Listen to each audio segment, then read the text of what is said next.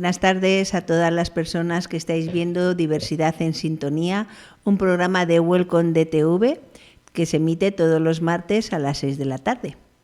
Pues hoy estoy aquí acompañada de dos mujeres fuera de serie y bueno, primero voy a presentaros y luego vamos a poner un vídeo para que la gente empiece a abrir boca y saber de lo que vamos a hablar. Fenomenal. ¿Vale? Pues a mi izquierda tengo a Raquel Cárcamo, que es codirectora del CEACOG, que luego desvelamos lo que es el CEACOG, y es presidenta en la cooperativa Altavoz. Buenas tardes. Buenas tardes, efectivamente. Fui hace unos cuantos años presidenta de la cooperativa Altavoz. Ajá, igual que estuviste en la Junta Directiva de Plena Inclusión también. Sí. Uh-huh.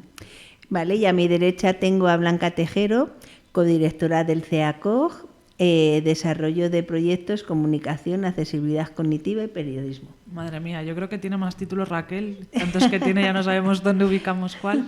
Y antes hablaba desde que estuvo como, representante de la Junta Directiva de Plena Inclusión, y yo creo que es importante remarcar que fue la primera mujer con discapacidad intelectual. Sí, eso íbamos a hablar después cuando se iba a preguntar de dónde venís, aquí así la presentación fugaz, y luego ya nos metemos en vereda.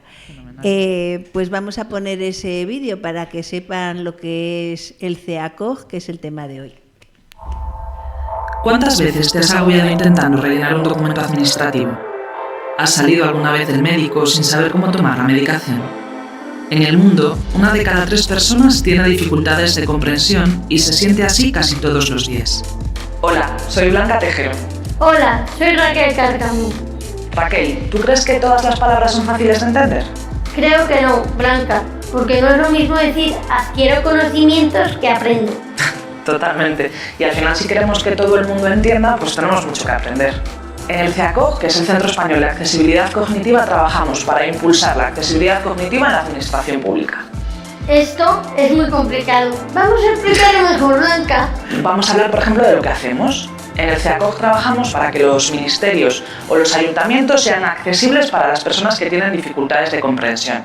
Trabajamos para que los documentos que tienes que rellenar cuando quieres hacer el padrón en tu ciudad pues sean más fáciles de entender, o para que cuando vayas a votar entiendas qué es el proceso que tienes que hacer, dónde tienes que echar el sobre, para que sean fáciles de entender para todas las personas. Al final, de esta manera, Raquel, lo que conseguimos es que personas con dificultades de comprensión, como son las personas migrantes que tienen poco acceso al idioma, las personas mayores con deterioro cognitivo o incluso las personas con discapacidad intelectual, pues nos podamos mover en un mundo mucho más fácil de entender y sin barreras. El CEACOG es verdad que es un nombre complicado, así que decidimos llamarnos la Oficina de lo Fácil. La Oficina de lo Fácil nació con un cambio en la Ley General de Personas con Discapacidad. Y desde que nació la Oficina de lo Fácil, todos los que trabajamos aquí nos dedicamos a hacer las cosas más fáciles de entender. ¿Ya está? Yo creo que sí. ¡Ay, qué fácil! Si es fácil, es justo. Ministerio de Derechos Sociales, Consumo y Agenda 2030. Gobierno de España. Me encanta eso de ¡ay, qué happy! Estaba genial el vídeo. La verdad es que con el vídeo pues se queda muy bien explicado lo que es el CEACOG, que como muy bien habéis dicho, pues el centro de lo fácil, ¿no? También hemos dicho que el CEACOG vino por un cambio del 2022 de la Ley General sobre los derechos de las personas con discapacidad. Pero ¿cómo os metisteis aquí en el CEACOG? ¿De dónde veníais y cómo os propusieron hacer esto? ¿Quieres empezar tú, Raquel? Bueno, pues mi historia se podría decir que se remonta hace 19 años, cuando hice un curso de formación en derechos para personas con discapacidad, en el que personas con discapacidad aprendíamos sobre nuestros derechos para luego hablar sobre nuestros derechos y sobre otras cosas a muchos colectivos diferentes. Ahí te conocí yo. en ese curso de Derecho. Efectivamente, ahí nos conocimos. Sí, sí, ahí te conocí yo. ¿Y tú? Bueno, pues yo empecé a trabajar en discapacidad en el año 2016, más o menos, aunque sí que tenía vínculo antes, bueno, pues por el entorno familiar, el movimiento asociativo de personas con discapacidad y sus familias, pues yo soy ese y sus familias. Y en el ámbito de organizaciones del tercer sector ya llevaba un ratito. Antes dijiste que era periodista, estudié primero periodismo y luego comunicación social y me enamoré de todo esto de los movimientos sociales organizados. Entonces por ahí empecé a meter la cabeza.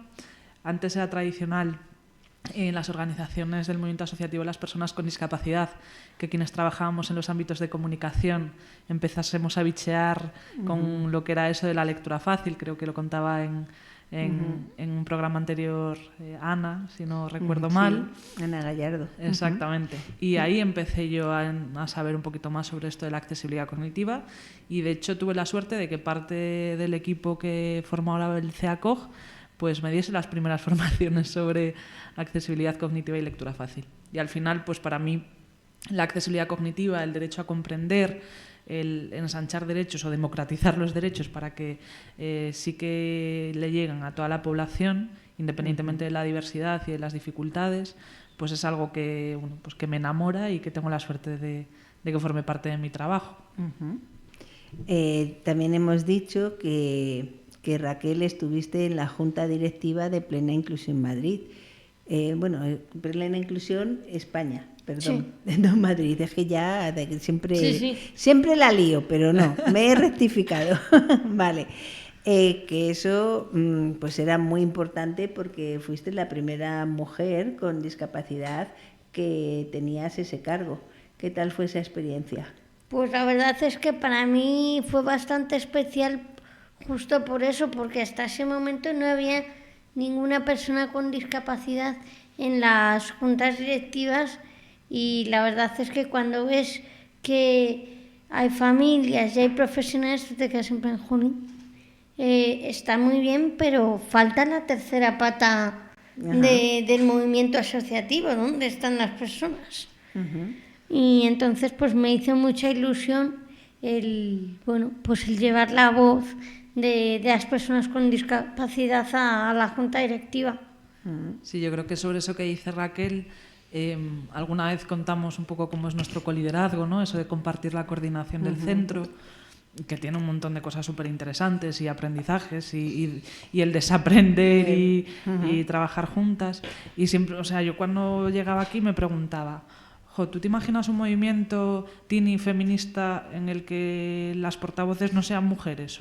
¿O el movimiento del apartheid que estuviese liderado por personas que no fuesen personas negras? Pues a mí me llamaba la atención, ¿no? Y además que venía esta parte de los movimientos sociales, que las personas con discapacidad intelectual no tuviesen una voz más protagonista en el movimiento asociativo. Y es verdad, y creo que desde hace ya varios años el movimiento asociativo de las personas con discapacidad intelectual se ha puesto las pilas y ahora, bueno, pues desde el nacimiento de la plataforma de representantes, desde la inclusión de personas con discapacidad en las juntas directivas y cosas también que pasaron chulas, como esas cuentas, ¿no?, en lectura fácil que trajiste tú cuando entraste en la junta directiva. Creo que, bueno, pues ha habido cambios para que eso ahora ya, pues ya sea un irrenunciable, ¿no?, que no nos imaginemos otra cosa.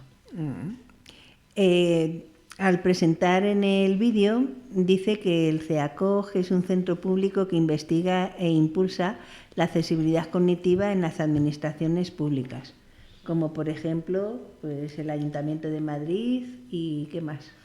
Nosotras sobre todo trabajamos para la Administración General del Estado.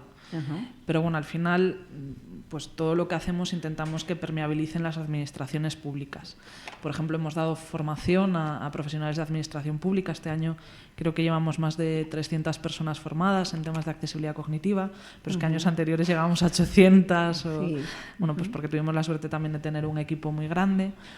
Y luego sí que es verdad que hemos hecho algunos proyectos que tienen base, evidentemente, porque la Administración General del Estado no se sitúa en una comunidad autónoma con ese nombre, sino en todas. Y hemos trabajado, por ejemplo, pues con proyectos más particulares en Comunidad Valenciana, que no me salía, Galicia, Extremadura, y luego también a lo mejor pues generando procesos o modelos más fáciles de entender que nos aplican a todos desde esa Administración General del Estado, ¿no? Como puede ser desde tramitar una denuncia, sacar el DNI o hacer la declaración de la renta, que parece muchas veces una pesadilla. Ya ves. Y de esas formaciones a profesionales, antes fuera de micro me has dicho que recuerdas una especialmente. Cuéntanos. Pues para mí ha sido muy especial la formación a las unidades de inclusión de los ministerios, porque al final, pues estas unidades de inclusión lo que hacen es facilitar que funcionarios que están trabajando con discapacidad intelectual, que están trabajando en la administración pública, y que ahora mismo pues estaba siendo muy complejo porque muchas veces no contaban con los apoyos que necesitaban, resulta que ahora, pues eso probablemente pues vaya cambiando y pues para eso era un poco la formación, porque estas unidades lo que se dedican es a dar los apoyos a las personas con discapacidad que están trabajando en la administración pública. Vale, hay esas formaciones. También hay mejoras, la mejora de la accesibilidad en edificios. ¿Alguna que contéis así que os haya impactado? Que haya sido complicada, que haya quedado genial, no sé. Pues ahora no sé cómo seguirá después de la dama tan terrible que ha pasado por Valencia. Ajá. Pero estuvimos en Catarroja haciendo la accesibilidad cognitiva de un colegio. Y la verdad a mí me pareció muy interesante porque este proyecto consistía en hacer accesible un colegio para que luego sea un modelo para que el resto de colegios se copien. Entonces la verdad es que a mí me pareció especialmente bonito. Además que yo otras veces que había hecho accesibilidad cognitiva en espacios, pues te pasa muchas veces que haces la evaluación pero no llegas a ver la implementación. Y no llegas a ver el impacto que tiene una vez que se hacen los cambios. Y a mí este proyecto me pareció especialmente bonito porque fue una de las primeras veces que después de hacer la evaluación pues vimos los cambios. Qué guay. Sí, ese centro educativo que les mandamos un cariño muy grande porque es verdad que esto... parece que los días pasan y las cosas se olvidan un poquito más, pero sí que lo recordamos mucho. De hecho, también estuvimos haciendo la adaptación a lectura fácil de la información sobre ayudas del gobierno con relación a la DANA y otra información que aparece en la página web de la Moncloa, si no recuerdo mal, que cuenta también con el trabajo de otros centros asesores del Real Patronato sobre discapacidad para facilitar esa información desde una perspectiva de la accesibilidad universal. Y luego también otro proyecto con relación a edificios que a mí me gusta especialmente porque nos acercamos a mi tierra, yo soy gallega y Galicia... Se nota un poco en la pronunciación, ¿verdad? Sí, llevo ya bastantes años en Madrid, pero con Galicia en el alma, o sea que... Como debe ser. Y nos acercamos a un centro de salud en Sigüeiro, que es un municipio de la provincia de Coruña, muy cerquita de Santiago, y otro en Mérida. Y también nosotras teníamos la intención, por una cuestión, creemos que cuando los proyectos a lo mejor se hacen en ciudades como Madrid o ciudades más grandes, puede parecer, ¿no?, que es más fácil que los proyectos de innovación o los cambios lleguen a sitios que a lo mejor tienen más recursos económicos o más posibilidades. Y con estos proyectos, además de generar modelos, como comentaba muy bien mi compañera Raquel, también queremos respaldar que a la innovación se puede sumar prácticamente cualquiera y que esos cambios se pueden hacer, si se acompañan de, en este caso, recursos, equipos formados y también si se generan las oportunidades. Entonces, en el caso de los centros sanitarios, inauguramos el de Mérida Norte, que es un centro de salud muy, muy, muy grande, que tiene muchas salas, con el equipo que teníamos ahí desplegado en Extremadura y en colaboración con la BACEX, que es la Oficina de Accesibilidad Cognitiva que gestiona, que de la Administración Pública Extremeña y que gestiona Plena Inclusión Extremadura. Y en Galicia lo hicimos en el Centro de Salud de Sigüeiro. Y fue muy bonito porque veíamos medidas de accesibilidad comunes a servicios que, pues que son de uso ciudadano y muy importantes. Los centros de atención primaria lo son. Y veíamos cómo esa accesibilidad podía tener diferentes dimensiones, ¿no? Un proyecto a lo mejor más amplio por las características del edificio, como puede ser el de Extremadura, y un proyecto a lo mejor no tan amplio en medidas de accesibilidad porque no era necesario, como era el proyecto de Galicia. Y de hecho este año sacaremos, pues esperemos que muy prontito, una guía con esas recomendaciones generales que sacamos, ¿no?, de esta experiencia que tuvimos durante 2023, pero también de otras que hemos estado revisando. Vale, después de espacios, de edificios, también habéis hecho la mejora de la accesibilidad en páginas web de administraciones públicas. ¿Así alguna que queráis? Empezamos revisando la del Real Patronato sobre Discapacidad, porque como te comentábamos, Tini, el centro depende del Real Patronato sobre Discapacidad. Es uno de los centros asesores. Hay otros sobre otros tipos de accesibilidades y especialidades, como puede ser lengua de signos, el CENELSE, el CETEA, sobre el trastorno del espectro del autismo, nuestros compañeros del CESIA, ¿no?, de subtítulo y descripción, y otros. Empezamos con la adaptación a lectura fácil del contenido de la página web del Real Patronato. Y sobre todo lo que hemos hecho en páginas web ha sido una identificación, muchas veces de procesos concretos, como puede ser del ingreso mínimo vital o del borrador de la declaración de la renta, y otros más amplios. Pero es verdad que nosotras tenemos ahí algo que se nos ha puesto entre ceja y ceja, y que creemos que, si bien hacer cosas en lectura fácil o apoyos en lectura fácil para poder navegar en un sitio está muy bien y es un primer paso, creemos que tenemos que ir más allá y plantearnos una reconstrucción, ¿no?, entera de las páginas web, de los procedimientos administrativos, porque si no al final estamos poniendo parches, ¿no? Y la accesibilidad universal no nos habla de eso. Sí, al final son parches.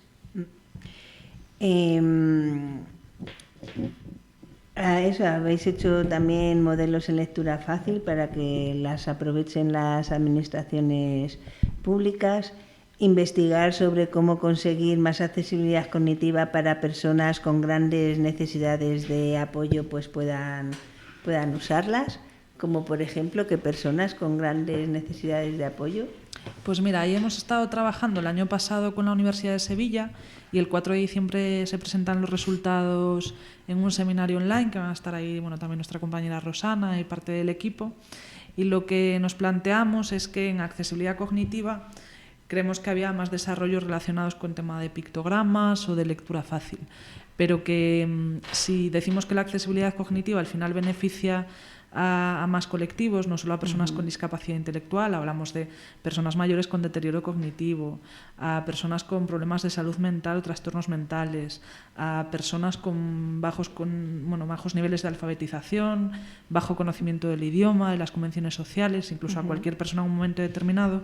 Teníamos la necesidad, por un lado, de conocer las necesidades de la población española en relación a la accesibilidad cognitiva, que ese es otro tema que a mí me gusta mucho y si tenemos tiempo te contamos, y por otro lado de investigar, porque creemos que uno de los mandatos del centro es generar investigación, y creemos que los cambios tienen que estar pues avalados en los datos, ¿no?, muchas veces. Entonces nos lanzamos a esa investigación y medimos, evaluamos, hicimos grupos de discusión en colaboración con la Universidad de Sevilla, y vimos que medidas de accesibilidad cognitiva podrían ser útiles para 3 colectivos, que son personas con discapacidad intelectual y del desarrollo con grandes necesidades de apoyo, que probablemente es población que no lee y no escribe, que tiene necesita apoyos para comunicarse verbalmente, etcétera, población infantil y personas mayores. Y esa fue la investigación. Qué chula. También investigación de cómo la tecnología pues ayuda a hacer documentos en lectura fácil. Y por ejemplo, una de las últimas que habéis hecho ha sido la investigación ATECA, que es la inteligencia artificial aplicada a la adaptación de textos en lectura fácil. ¿Cómo ves tú eso. Pues la verdad es que a mí me parece que es fundamental, porque te voy a contar un secreto. Venga, que nadie nos oye. Cuando empecé a trabajar como validadora en la cooperativa Altavoz, pues es verdad que nos pedían pocas adaptaciones y además sobre temas muy concretos y muy pocos temas. Pero ¿qué pasa? Que cada vez la accesibilidad cognitiva y la lectura fácil se conocen más y entonces más gente pide adaptaciones y además sobre temas más complicados, como por ejemplo ya hay muchas sentencias en lectura fácil. Entonces, ¿qué pasa? Que un día los adaptadores van a explotar de tanto trabajo porque adaptar, pues claro, lleva bastante tiempo y es bastante complicado y hombre, una herramienta que te ayude a revisar algunas pautas cuando estás adaptando, yo creo que es algo que los adaptadores en general pues lo van a agradecer. Sí, porque bueno, en algunos programas o con algunos validadores con los que hablamos, pues tienen miedo a lo de la inteligencia artificial, de nos van a quitar del medio, ¿sabes? Entonces, pues nosotros les decimos que no, que es que no es quitarnos del medio, es que pues el buen ejemplo que has puesto es que es ese. Es que además hay algunas pautas que yo creo que nunca las va a poder, que es muy difícil, muy imposible que las vaya a poner ChatGPT o cualquier motor de adaptación que encontremos. Y aparte de eso, la etapa de validación no la va a poder hacer nunca una máquina, la tienen que hacer personas con discapacidad o con problemas para comprender lo que leen. Está claro. Para nosotras sí, esa es una máxima. Creemos que la tecnología, bueno, pues es algo que está encima de la mesa y que no la podemos negar. Creemos que también es un poco nuestra responsabilidad como personas que llevamos tiempo trabajando en accesibilidad cognitiva y conocemos qué es y qué no es, que eso es importante, pues ver cómo se van desarrollando, porque bueno, pues creemos que es algo que está ahí, que incluso también puede facilitar, como decía Raquel, la agilidad a la hora de elaborar textos en lectura fácil o de hacer, bueno, pues determinadas ajustes o propuestas para que algo sea más sencillo, pero lo vemos como una herramienta de apoyo, no como algo sustituto. Yo he probado con IA generativa, con herramientas que se están testando, y es verdad que esa parte de revisar, de conocer previamente el texto para saber qué te está devolviendo, de reorganizar, ¿no? De hacer esa arquitectura de la información, de tener en cuenta al público, de todas esas variables que muchas veces tienen más que ver con lo cualitativo, desde mi punto de vista, y esto es una opinión personal, pero creo que muy compartida, por ahora la tecnología no lo está bueno, pues supliendo, ¿no? De alguna manera. Y como no, pues esa etapa de validación, ese testeo experto por profesionales con discapacidad intelectual, que al final son quienes garantizan que se entiende y que no se entiende. Está clarísimo. En otros programas hemos hablado de la figura del facilitador procesal. Y bueno, CEACOG es uno de los pioneros en esta figura, ¿no? Y en la formación. Contarnos sobre ello. Bueno, ahí comentar que el año pasado tuvimos la oportunidad de contribuir con la UNED, con colaboración de Plena Inclusión, a desarrollar una formación, ¿no? Además una formación muy extensa, en la que se pues intentaban tocar varias competencias que deben tener en cuenta un facilitador procesal, ¿no? Y sobre todo pues con toda esa legislación que se ha ido armando con el 7 bis de la Ley de Enjuiciamiento Civil, etcétera. Y el año pasado sí que generamos esa formación, además fue una formación becada. Y la verdad que fue muy interesante porque aparte de la formación se hizo un pilotaje en los diferentes escenarios en los que se pueda dar esa facilitación, entidades, comisarías, juzgados, etcétera.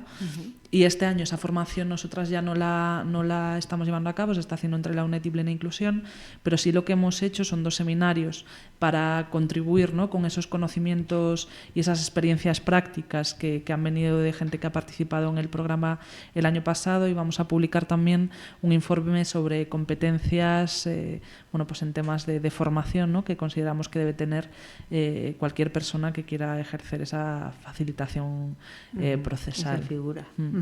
Sí, estuve viendo pues eso, la matrícula de la UNED y las titulaciones que tenías que tener, y bueno, pues son titulaciones muy relacionadas con nuestro sector. Entonces, bueno, pues yo pensaba que iban a ser personas de derecho, pero no, es muy amplio el perfil para poder ser facilitador. Sí, de hecho, ¿no? Se estaba intentando perfilar esa figura. Yo creo, y esto pues vuelve a ser una opinión porque tengo compañeras que se dedican a esto y que seguro que si se acercan un día contigo pues podréis tener una charlita muy interesante. Al final son personas de apoyo en un proceso.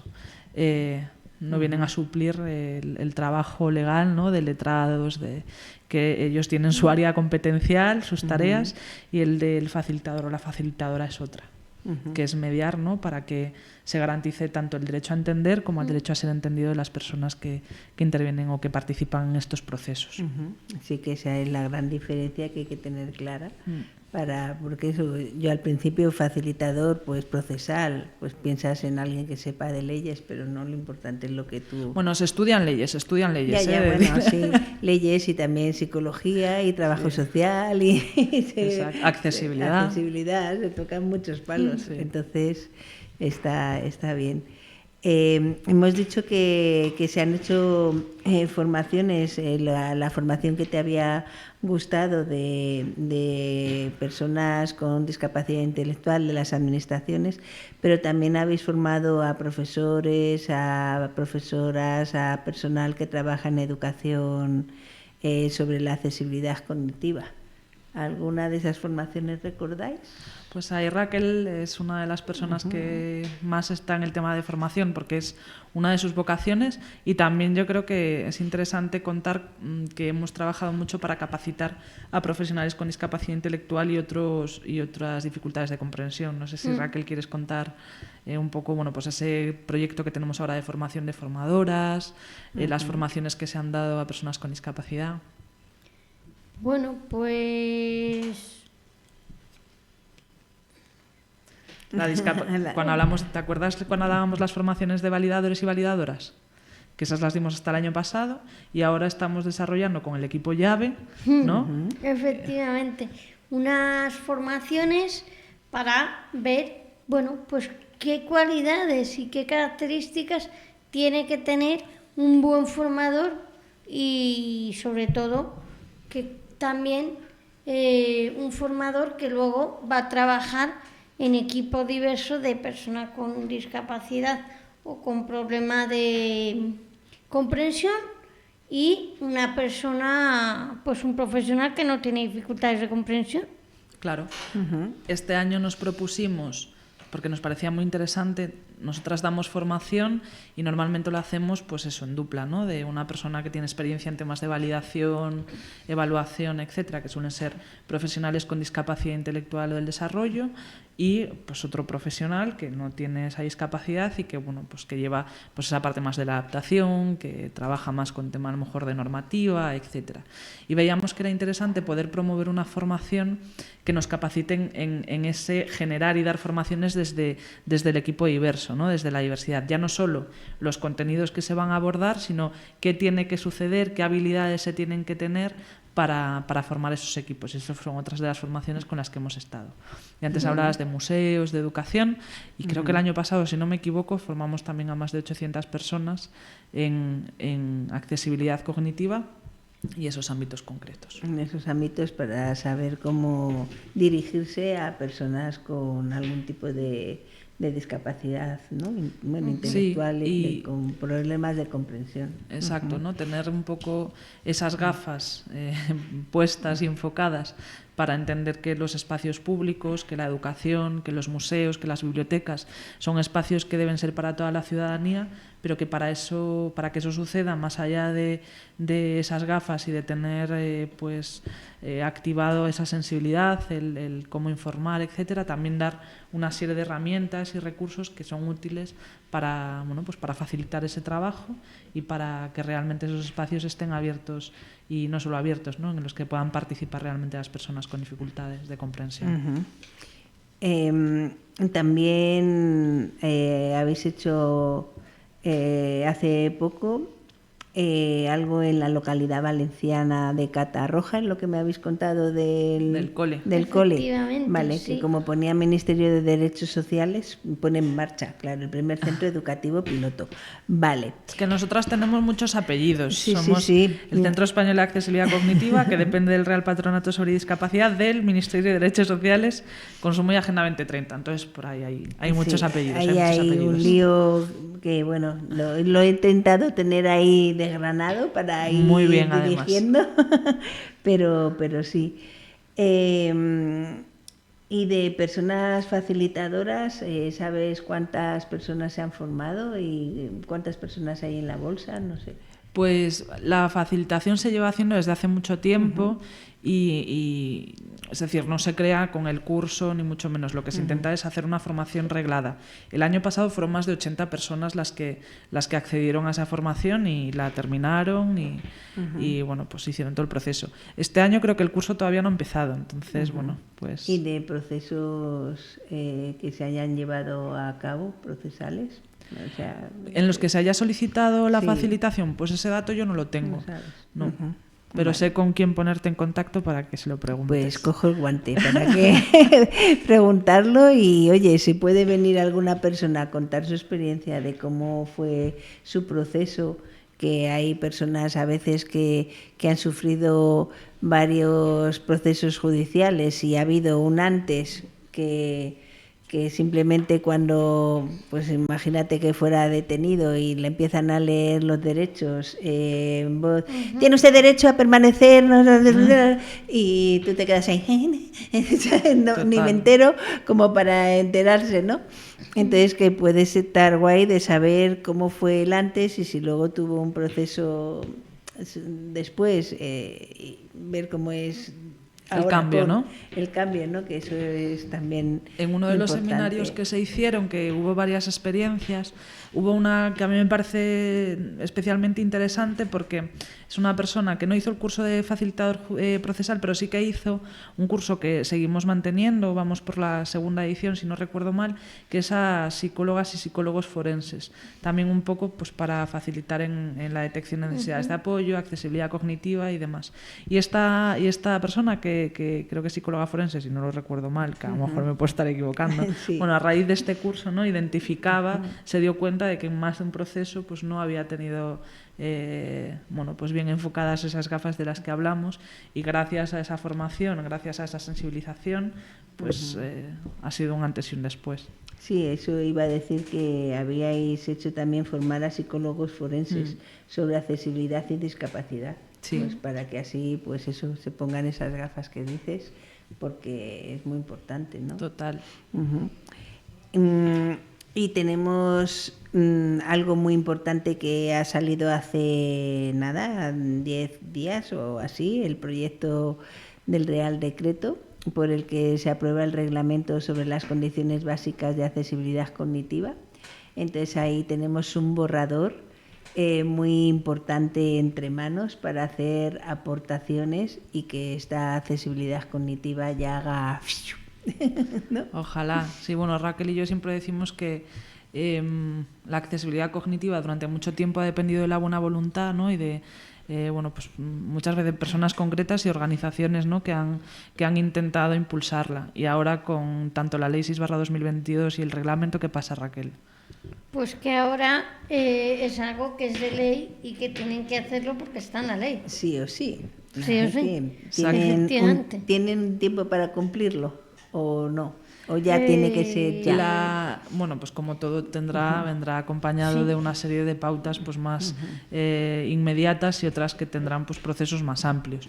El tema del reglamento es que en la Ley 6/2022, donde aparece que el centro se debe crear para impulsar todo lo que tiene que ver con la accesibilidad cognitiva en la administración pública, especialmente en la Administración General del Estado, también se decía que en un plazo máximo de 3 años desde que se aprobase esa ley, es decir, en marzo de 2025, tendríamos que tener un reglamento, ¿no? que nos explicase cómo se tiene que desarrollar todo eso.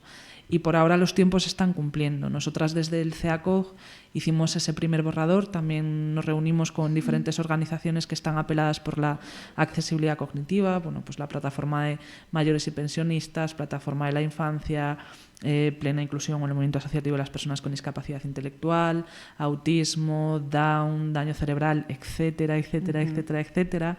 Y en ese primero, bueno, en estos procedimientos hay como una carta a los Reyes Magos, que es cuando se lanza la consulta pública y se pueden entregar esas aportaciones, líneas rojas, lo que esperas tú de esa norma.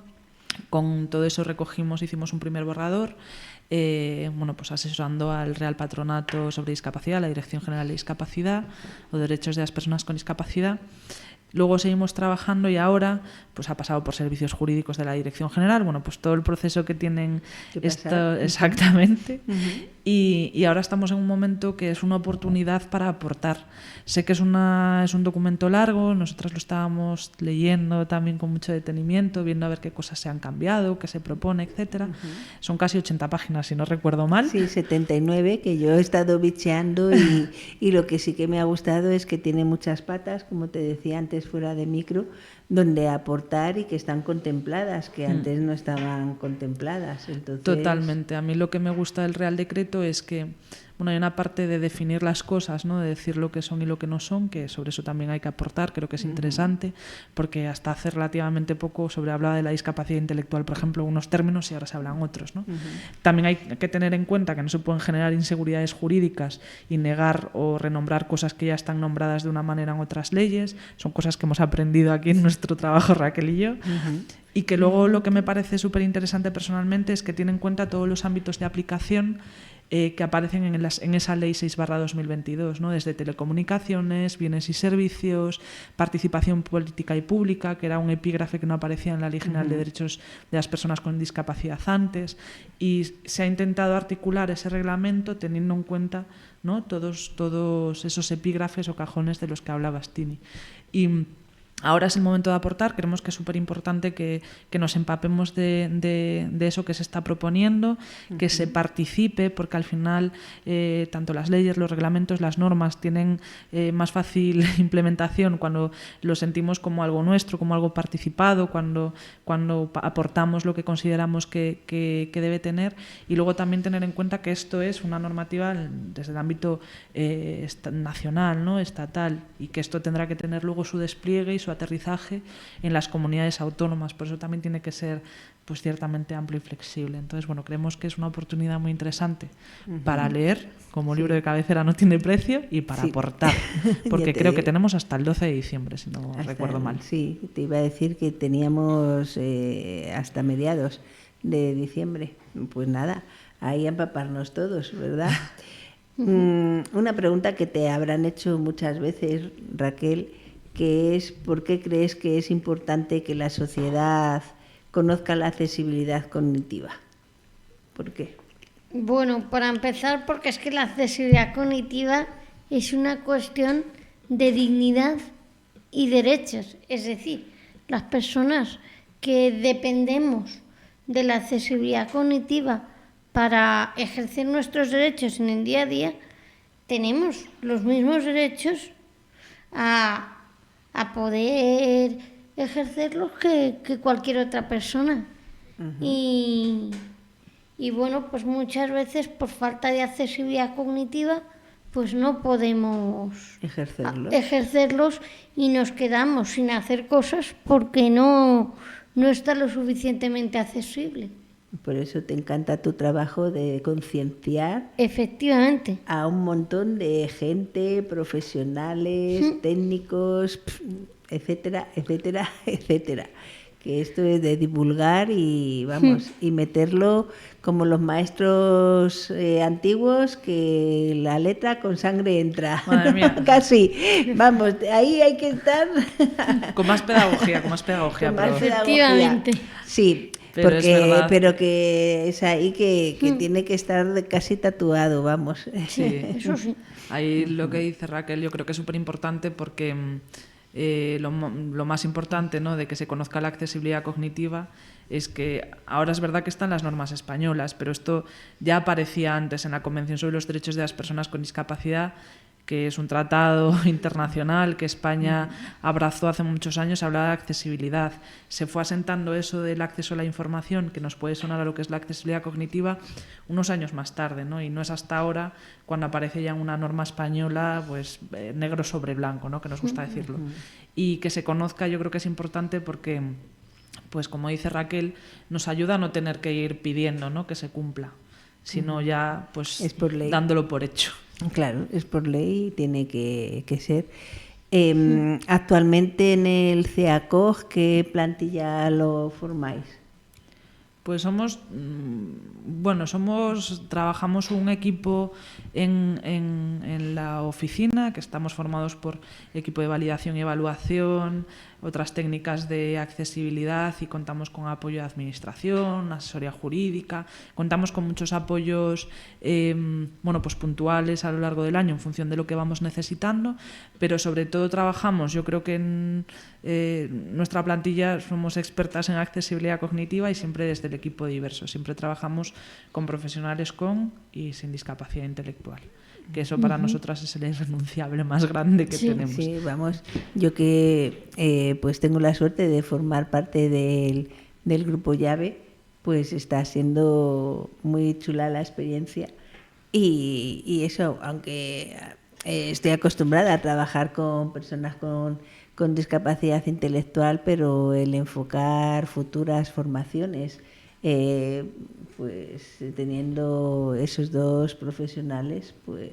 está genial. Sí. Así que enhorabuena también por el proyecto Llave. Muchas gracias. Es muy lindo, la verdad. Sí. No sé, algún proyecto más que queráis contar así que os haya marcado en este 2024 o futuros proyectos que ya tengáis ahí encaminados para el 2025. ¿A ti se te ocurre alguno, Raquel? ¿Quieres contar alguno en particular?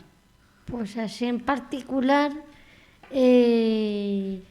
bueno, pues no se me ocurre. Te has quedado con las formaciones y los edificios, ¿no?, los entornos. Sí.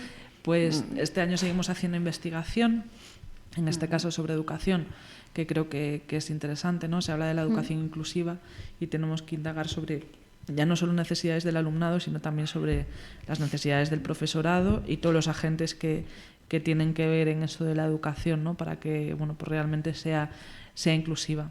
Y para el año que viene, pues temo deciros que sí, que ya estamos planificando. A ver, eso es bueno. Hay que planificar y como os he dicho también fuera de micro, aquí están abiertos los micros para que vengáis a contar cuando queráis proyectos que sean pues igual de interesantes de todo lo que acabáis de contar. Nosotras seguimos trabajando pues con las líneas de investigación, de formación y divulgación. Una parte muy importante que a lo mejor no se ve tanto, es verdad que tenemos página web, redes sociales, pero hay una parte que viene de la naturaleza del centro, que es el asesoramiento. Entonces también nos llegan muchas demandas de, ¿y esto está bien? ¿Por dónde tenemos que ir? ¿Cómo podemos dar cumplimiento a esto otro?, ¿no?, que es una parte importante y grande también de nuestro trabajo. El tema de la formación, que el año que viene queremos ampliarla un poquito más, pudiendo ofertar pues formación pseudopresencial, ¿no?, con una parte online, pseudopresencial, perdón, con una parte remota y otra pues a través de videoconferencias, etcétera, y todos los retos que nos marca el reglamento, porque nosotras también estamos apeladas a ese reglamento y a cumplir un papel. Sí, hay muchos seminarios, ¿no?, que habéis estado dando este año, un mogollón. Sí, lo nuestro, yo siempre le digo a Raquel que vamos como las grandes artistas, de bolo en bolo. Bueno, estás conociendo España a tutiplén, ¿no? Efectivamente, me conozco ya muchas estaciones de tren de toda España. de toda España. Y bueno, vamos a dejar el trabajo así a un lado. De los sitios, ¿os ha dado tiempo a visitar alguna ciudad, ver algo o no? Bueno, menos de lo que nos gustaría. Habéis disfrutado menos de lo que os gustaría, ¿no? Viajamos un poquito como las maletas, Efectivamente. pero disfrutamos mucho. Es verdad que bueno, pues las ciudades las tenemos cerca, tenemos la suerte que mal que bien España tampoco es un país tan grande y se puede, estando en el centro, pues se llega con mayor facilidad que estando en una punta. Y bueno, pues en nuestro tiempo libre las dos somos viajeras y nos gusta conocer, entonces eso ya está cubierto. Pero sí que es verdad que el centro nos está dando la oportunidad también de conocer, bueno, pues a otras personas, otros proyectos, de trabajar en red, de coordinarnos a lo mejor, pues como fue el caso de Extremadura, que a mí me parece bueno, en general todo lo que hemos hecho, ¿no? Pero un proyecto que creo que las cosas se deberían hacer así, ¿no? Porque la Administración General del Estado, el Real Patronato sobre Discapacidad, trabaja en colaboración con la Sanidad en Extremadura, la Oficina de Accesibilidad de allí trabaja en colaboración con la Oficina de Lo Fácil, ¿no? Con este Centro Español de Accesibilidad Cognitiva, y yo creo que eso, a lo mejor no tanto conocer las ciudades, pero sí ver otras fórmulas de colaboración interterritorial, de trabajar en equipo y con otros equipos, para mí es una de las riquezas más grandes que tiene lo que hacemos, ¿no? Estoy totalmente de acuerdo. Y luego poder generar, ¿no? Aglutinar todo ese conocimiento y poder ir dando pautas, pistas, ejemplos, ¿no? De cómo se puede hacer esto de la accesibilidad cognitiva, pues en determinados entornos o ante determinadas problemáticas. En esto de la accesibilidad cognitiva, ¿qué autonomía pensáis que es la que está así más fuerte? Uy, nos está pidiendo que nos mojemos. Hombre, estáis aquí hablando de Extremadura, que yo sé que es potente, pero no sé, a lo mejor creéis que van ahí fuertes o quieren ir fuertes. Yo creo que quieren ir fuerte todas, porque la accesibilidad ahora es una obligación y también es una oportunidad de hacer muchas de las cosas que se llevan reclamando desde el movimiento asociativo de las personas con discapacidad. Entonces yo creo que el querer es algo que no está en duda. El querer es poder. Y hablábamos mucho de Extremadura, y es verdad que Extremadura, creo que es el año 2016, es la primera comunidad autónoma que monta una oficina pública de accesibilidad cognitiva. Entonces, quieras que no, eso ayuda a que haya puertas. Exacto. Y luego es verdad que desde el movimiento asociativo de plena inclusión, a través de las federaciones autonómicas, a veces en coordinación con la confederación, otras veces con proyectos que tienen ellos en el territorio, se han impulsado muchos cambios. Pues desde que se pueda aquí en Madrid visitar el Museo del Prado y conocer las 10 obras más relevantes que hay en el Museo del Prado en lectura fácil. Bueno, desde estaciones de transporte público, desde, por ejemplo, en Murcia el año pasado, creo que fueron 50. Hicieron 50, señalizaron con pictogramas y carteles en lectura fácil 50 centros educativos. Entonces, ¿cuál va mejor? Pues no lo sé. Sí, bueno, yo no era mejor. Yo digo que de las que están ahí fuerte poniéndolo todo para que esto sea como tiene que ser. Yo creo que Extremadura es un ejemplo con el tema de la Oficina de Accesibilidad Cognitiva. Estoy totalmente de acuerdo. Y otro ejemplo podría ser un proyecto que hay en Navarra, que es la oficina... Es verdad. La oficina... de accesibilidad de Navarra. La oficina de Gobierno Abierto de Navarra. Eso, el Gobierno Abierto es Aragón, pero sí. Perdón, sí. Que trabajan, ¿no?, en colaboración Aragón con temas de accesibilidad, y la oficina de Navarra, que salió, yo creo que fue el año pasado. Cada vez vemos como hay más ejemplos, ¿no?, más champiñones, a nosotros nos gusta llamar champiñones, que salen en cualquier lado y es maravilloso. Y yo creo, y esto es una opinión personal, que eso que ha sucedido, ¿no?, esa suerte que ha sucedido en Extremadura de tener una oficina pública de accesibilidad cognitiva, sería maravilloso que fuese una suerte que se diese en cada una de las comunidades autónomas, ¿no? Pues nada, por ello, en 2025. Ojalá. Bueno, ¿creéis que se nos ha quedado algo en el tintero? Yo creo que hemos tocado prácticamente todo. ¿Algo que queráis añadir en estos 2 últimos minutos?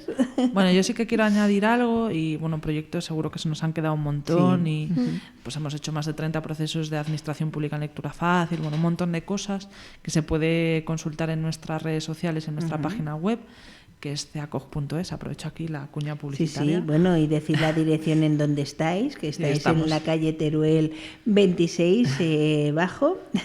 Exacto, estamos aquí situadas en Madrid, pero creo que también es importante que aunque aquí estemos Raquel y yo, ¿no? Que somos ahí un poco la cara visible, ping y pong, las cocos, ¿no? Se nos llama de muchas maneras, que todo lo que hacemos es porque hemos tenido la suerte hasta el año pasado de contar con un equipo desplegado en prácticamente todo el territorio español, y que este año mucho más reducido, pero bueno, con nuestras compañeras, con Óscar, con Diego, con Bea, con Rosana, con Mónica, con Merche, con Mar, bueno, pues con un montón de gente que también está con los codos en la mesa y trabajando un montón para que esto de hacer las cosas fáciles, que es súper difícil, pues salga adelante.